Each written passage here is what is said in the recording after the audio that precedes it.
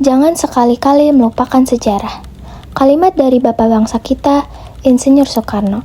Ini bukan sekedar ucapan, melainkan sebuah peringatan.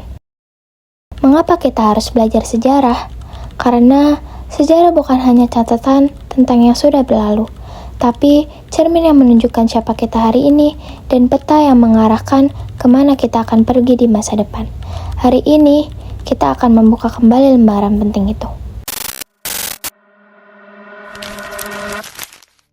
Pada awal abad ke-16, ketika kejayaan Majapahit mulai memudar, muncullah sebuah kerajaan Islam yang tumbuh kuat di tanah Jawa, yaitu Kerajaan Demak. Dari kerajaan inilah muncul sosok pemimpin muda yang gagah berani, bernama Pati Unus. Ia adalah putra dari Raden Patah, pendiri Kerajaan Demak, dan juga kakak dari Sultan Trenggana. Sejak muda, Pati Unus dikenal sebagai sosok pemberani. Ia tak hanya piawai memimpin, tetapi juga sangat peduli pada agama dan bangsanya. Suatu hari, kabar datang dari utara. Portugis berhasil merebut Malaka pada tahun 1511 Masehi. Malaka saat itu adalah pusat perdagangan terbesar di Asia Tenggara. Dengan dikuasainya kota itu, jalur perdagangan antara Nusantara dan dunia luar pun berada di tangan Portugis. Bagi Demak, hal ini jelas sebuah ancaman. Tak hanya karena perdagangan mereka terganggu, tetapi juga karena Portugis mulai menyebarkan agama Katolik dan ingin menguasai wilayah-wilayah Islam. Pati Unus dan ayahnya, Raden Patah, tidak bisa tinggal diam. Mereka tahu jika Portugis dibiarkan, maka kedaulatan Nusantara akan hilang. Maka Demak pun bersiap untuk melakukan perlawanan. Pada tahun 1513 Masehi, Pati Unus yang saat itu menjabat sebagai Adipati Jepara memimpin ekspedisi besar menuju Malaka. Ia mengerahkan pasukan gabungan dari Demak, Jepara, Palembang, dan beberapa kerajaan Islam di pesisir utara Jawa.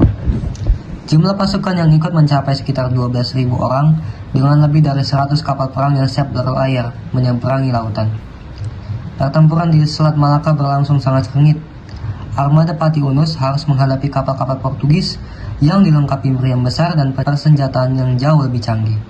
Suara meriam menggema di seluruh lautan, disertai gelombang besar yang menghantam kapal-kapal perang. Meskipun banyak pasukan gugur, Pati Unus tetap berada di garis depan dengan semangat juang yang tidak surut. Namun, kekuatan Portugis yang jauh lebih besar membuat ekspedisi pertama ini berakhir dengan kekalahan, dan Pati Unus akhirnya kembali ke Jawa. Setelah wafatnya Raden Patah pada tahun 1518, Pati Unus naik tahta sebagai raja kedua Kerajaan Demak. Ia tidak menyerah pada kekalahan sebelumnya dan bertekad untuk melanjutkan cita-cita ayahnya dalam menentang kekuasaan Portugis di Malaka. Dengan tekad yang kuat, ia kembali mempersiapkan armada laut yang lebih besar dan pasukan yang lebih terlatih untuk melanjutkan perjuangan. Pada tahun 1521 Masehi, Pati Unus memimpin serangan kedua ke Malaka. Kali ini, kapal-kapal Demak dibangun lebih kuat dan pasukan disiapkan dengan strategi yang matang. Namun, Portugis telah memperkuat pertahanannya, sehingga pertempuran di laut kembali berlangsung dengan sangat dahsyat. Suara meriam mengguncang udara, sementara kapal-kapal terbakar di tengah ombak besar yang menghantam tanpa henti. Di tengah pertempuran sengit itu, kapal utama Pati Unus terkena tembakan meriam besar dari kapal Portugis. Meskipun terluka parah, ia tetap memimpin pasukannya hingga akhir. Serangan balik Demak sempat membuat lawan kewalahan, tetapi keunggulan senjata dan pertahanan Portugis akhirnya mematahkan perlawanan tersebut. Dalam perjuangan yang berat ini, Pati Unus gugur di medan perang.